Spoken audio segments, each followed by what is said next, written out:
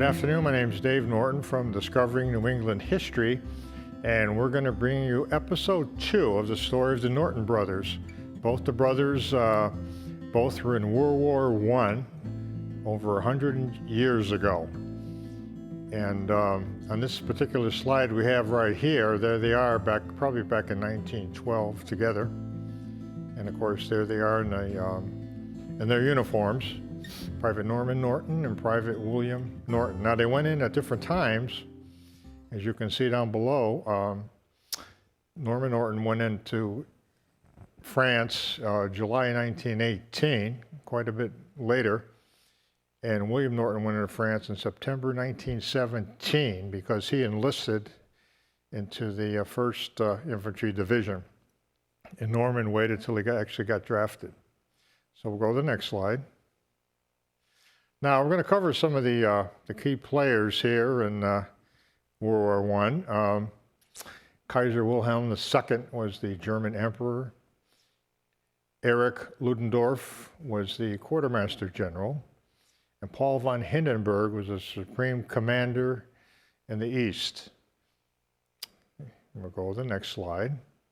And for Great Britain, David Lloyd George was the British Prime Minister. And Douglas Haig was the field marshal. We'll go to the next slide. And for France, Marshal Foch was the Supreme Allied Commander. And Marshal Pétain was the Commander-in-Chief for the French Army. And of course, you know, Germany, Great Britain, and France had been fighting in World War I since 1914. And of course, our story starts in 1917 when the American Army came over to France. We'll go to the next slide. And here's the American Army. Now, we're just going to cover the generals that were in where William was and where Norman was. So, 1st Infantry Division was General Siebert. So, William was under him. Of course, overall commander was General Pershing, commander of the American Expeditionary Forces.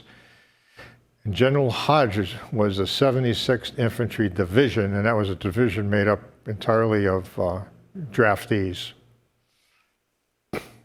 We'll go to the next slide. This I put together. It shows the map what Europe looked like in 1914, World War I. And they have here the title I put together, The Standing Armies and Reserves in 1914. You can see Germany's at 4.5 million, France has got 4 million, Great Britain's got 975. And where does the United States stand? Were they really prepared for war if they had to do it in 1914? They were number 13 in the world, just behind Serbia, with 200,000 uniformed soldiers. So you can see they had a lot to do to catch up before they could put those soldiers on the front lines. I'll go to the next slide. And we're going to recap a little bit here real quick. And it's going to be the story of William, since he was the first one over there. William Norton. And here's General Pershing. He lands in France in June of 1917. And we'll go to the next slide. And of course, they went from, if you look at the map over there on the right, you can see Le Havre, that's where they landed. The ship landed with all the soldiers. And also I put in red Paris. So they went by train from Le Havre to Paris. And the French were so excited that the Americans were going to fight on their side that they wanted to have them march in a parade. And there's an actual picture there. They had a parade in Paris, July 4th, 1917. But you got to remember, General Pershing back then only went over there with 200 soldiers. That's all he had. And the rest, we started the selective service and had to train over in the United States. So we'll go to the next slide. And of course, William Norton, he went down and registered for the selective service, June 1917. We'll go to the next slide. Then in July, right away, took the train from Bristol, Connecticut. They're both from Bristol, Connecticut, my hometown, to Fort Jay in New York. And that's a picture there of the railroad station in Bristol, Connecticut. go to the next slide. And of course, he did his training at Governor's Island. That's where the 1st Infantry Division did. That's a picture of Bill in his uniform and Governor's Island. We'll go to the next slide. That's a picture of what he landed in Le Havre, France, September 1917. The 1st Infantry Division was the first division of U.S. forces to touch the soil of France. They were the first in just about everything. We'll go to the next slide.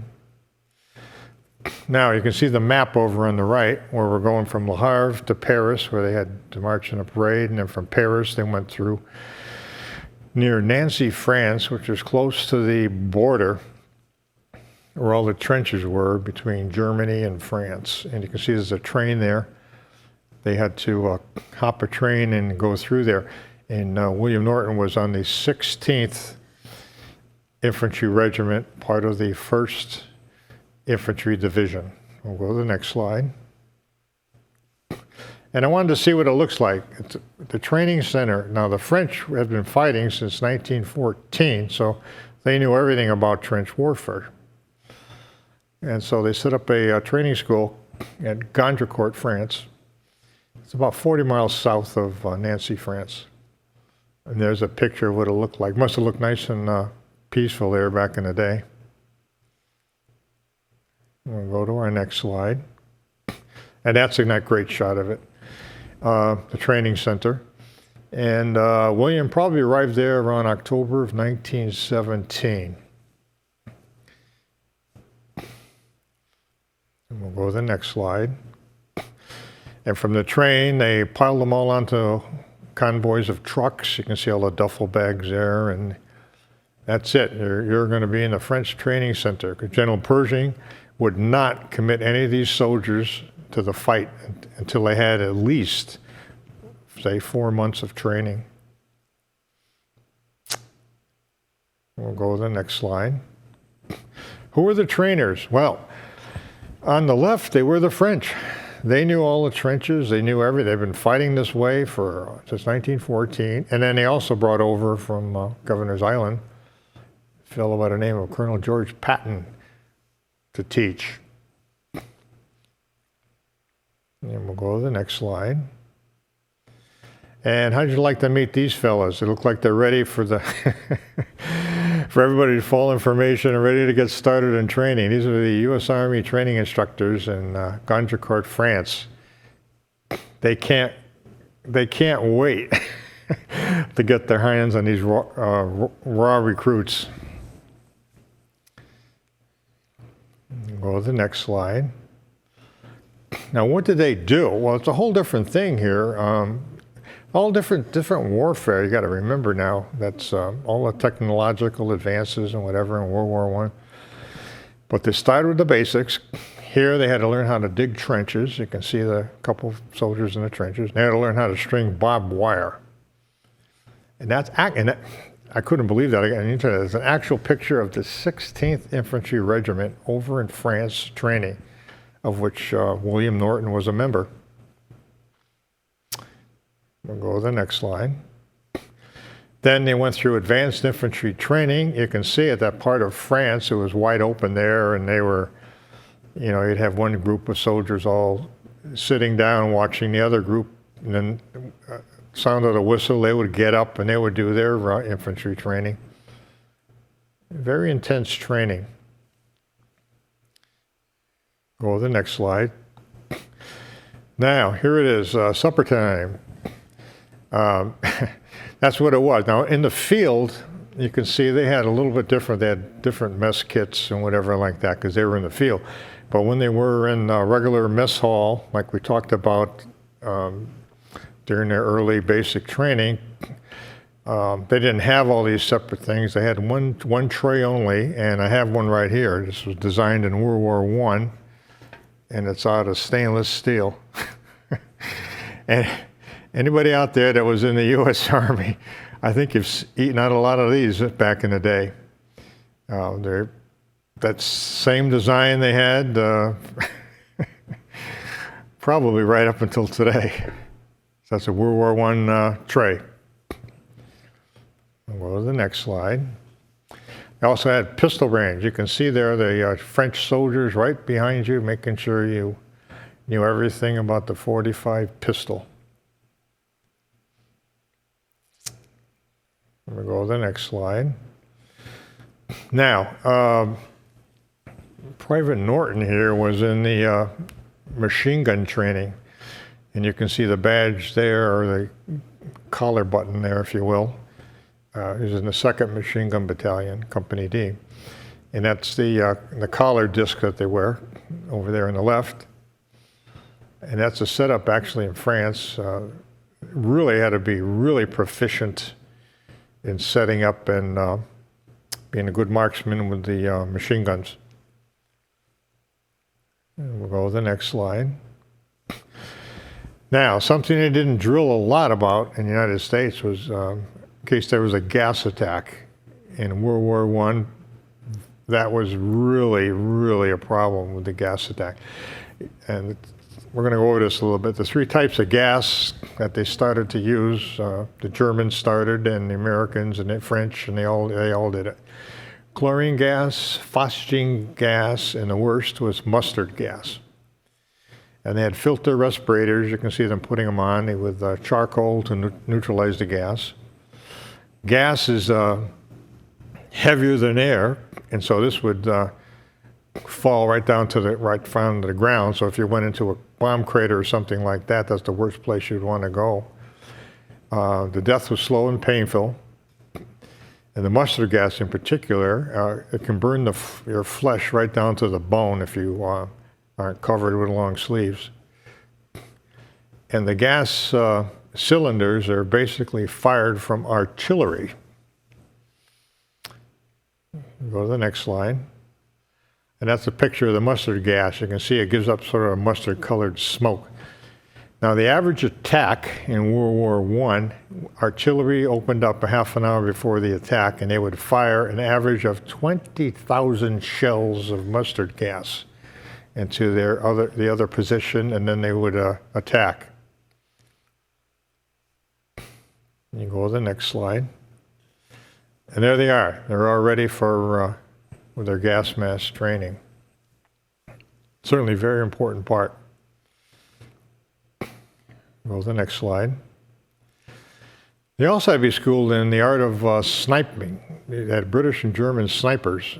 What they would do is British on the left and German on the right. That's what they would do all day long. If you stuck your head up on the trench, you would draw fire from the opposing army. So they'd teach them all the techniques and how to handle that. Go to the next slide. Now, we're going to talk a little bit about one of the first advances. What they would do is on their training in France, for a month at a time, after they trained for several weeks, they'll put them right on the front lines in what they call a quiet sector. In other words, they didn't expect an attack there, just to get their adjustment into the trenches. And the map on the left, you can see Nancy, that's where France, that's where right around that area is where the training was. And then they would take a group of them, a regiment of them, and put them onto the front lines. Now I circle this, put a square around this one here, Exarny, France, and I'll show you why. We'll go to the next slide. They wanted to really document the first shot fired by the Americans in World War I. Hey, we're here and we fired the first shot. So they had press releases around them, whatever. They had obviously back over then, they couldn't ship the cannons over there. They had to use French cannons. There they are with a French cannon. Fired 24 shells into this town of Exarny, France, October 23rd, 1917. And nobody was in the town at the time, but they still got credit for the first shot. We'll go to the next slide. And there's that cannon with all the soldiers around it, French 75 millimeter gun. It's the first shot, very, very important. We'll go to the next slide. Where's the cannon today? Well, they took the cannon, they shipped it over to New York, and it's in the West Point Military Museum, and there's a picture of it. Still there today, so if you go to the museum, you can see that the first shots by the American forces in World War I. We'll go to the next slide. Now, here we go. The infantry has been training for quite a few months. Now we're back down into November 2nd, and they took the 16th Regiment, and that's where Private Norton was, and they marched them to the front lines. There's a picture of them marching to the front lines to get experience. And we'll go to the next slide. Once again, there's our map. You can see on the right, there's Nancy, the training center. Battlemont was where they were going to go on the front lines. And you can see where that is overall in the Europe picture. And this is really, really, really important. It's supposed to be the quiet sector. And we'll go to the next slide. Looks nice and quiet. There's Bill Norton, quiet sector. Just take it easy, learn how the trenches go and everything else, and take care of yourself. Well, it wasn't. We'll go to the next slide. Now there they are in the frontline trenches. 16th Infantry Regiment. We'll go to the next slide. Now we're going to talk about what they call the German Stormtroopers. The Germans had this new technique here, where they're, instead of having a whole formation of German army attacking and getting mowed down by machine guns, what they would do is they would, it's really interesting, they took the best of the German soldiers. First of all, for qualifications, they had to be single, under 25 years of age, very aggressive personalities, and the best athletes. The benefits, they got better food, and less time in the front line. But the downside is extremely dangerous, and their life expectancy was very low. And there's the picture of the Stormtroopers. So what they do is they all form together and rush one section of the line at a time. We'll go to the next slide. Now, here they are. They're gathered around outside Barthelmont in their trench, November 2nd, 1917. And they're waiting for the signal. And of course, before any attack, you have an artillery barrage. You go to the next slide. And there's the German artillery, just pounded this section of the American line. They knew the Americans were there, and they wanted to teach them a lesson. They wanted to show to the rest of the world that they were not up to the fighting, that they were very inexperienced and easy to defeat. And you can see on the right there's the German Stormtroopers ready to go. And they fired artillery. This time they did not use gas. It's what they call a box barrage. We'll go to the next picture. And what they would do is they would, after the artillery stopped, then they would have probably 100 of these soldiers just charge right across the land, blow up the barbed wire, and they all each had probably 9 or 10 hand grenades. That was the big thing. And they would, you can see this fellow pitching them. What they would do is they would pitch the hand grenades right into the trenches and just hit that one point. Go to the next slide. And I made this drawing here. You're probably saying, well, gee, Dave, what in the world is a box barrage?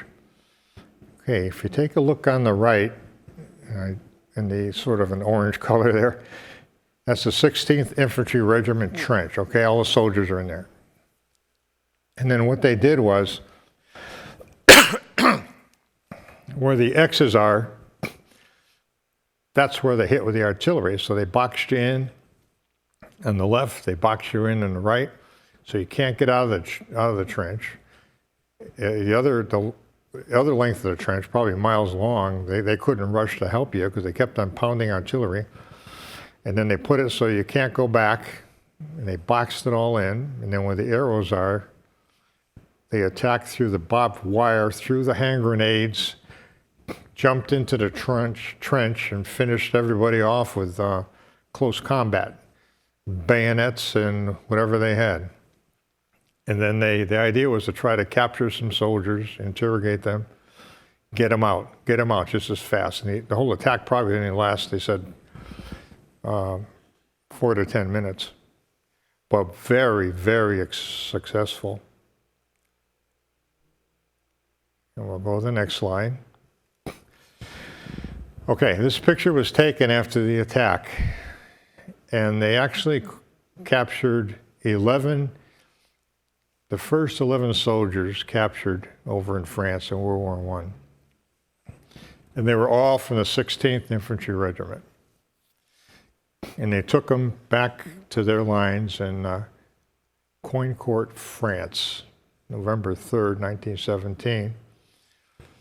And 11 of them. Now, 3 of them were severely wounded, and they didn't stand up here in this photograph.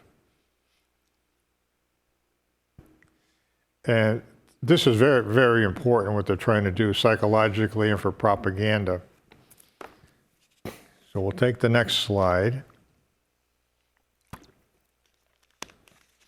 And I just wanted to show where that is. If you take a look on the overall map here of Europe, you can see I put a box around the area where the 16th Infantry Regiment was. And Bill Norton was right in there.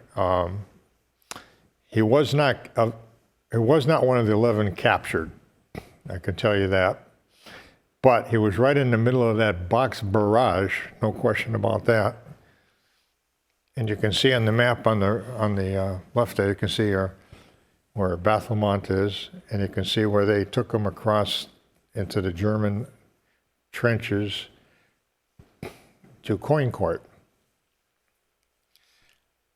And this was, the whole idea was to capture the Americans, capture them alive, make a quick thrust to do that and get out.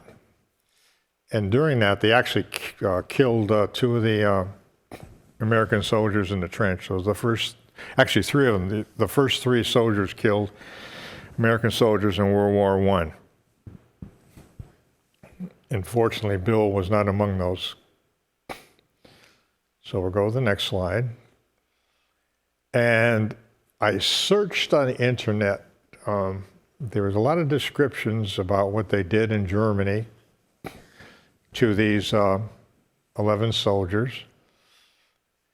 And they said they had a postcard made up, and they just printed many of these postcards and sent them all over Germany to show how powerful the German army was and how weak the United States Army was. And here's that picture. Of course, it's written in German, the first Americans captured. And you can see there's only 8 soldiers there. The other 3 were badly wounded, so they couldn't be here. And another 3, of course, were actually killed in the trench. So this is taken in Congercourt, France. And you can see there are the soldiers. And what they did, this is actual picture of the postcard. They sent it all over, once again, all over Germany. It was a tremendous propaganda achievement for the German army. Just amazing. And we'll go to the next slide. And over here I took this picture here. That's what actually what the trench looks like today, where the 16th Regiment was, where they experienced the box barrage and where they captured everybody. That's all you can see today. And it took place on November 2nd, 1917, which was broadcast all over the world back in World War I. Now, I've got a few minutes here. I just want to show some of the items that I have on my table.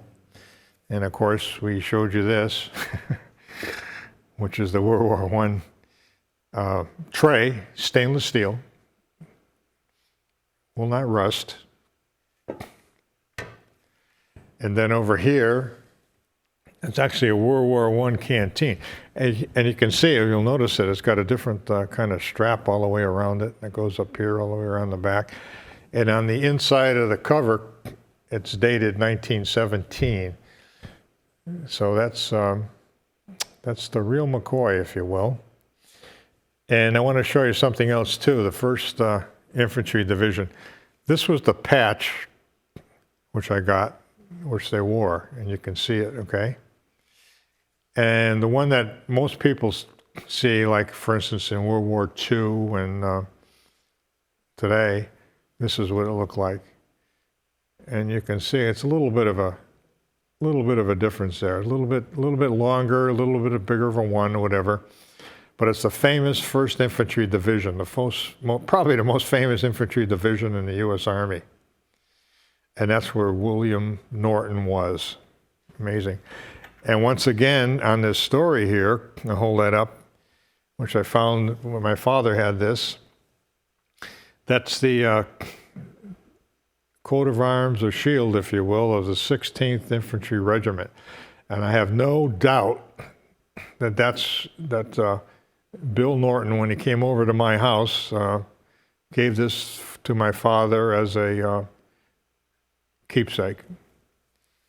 And if you want to really read some great information here, this book here, it's called Back Over There, and it was written in 2017. It was published, okay, by Richard Rubin. And I'll tell you, he's a great storyteller. He interviewed so many of these soldiers.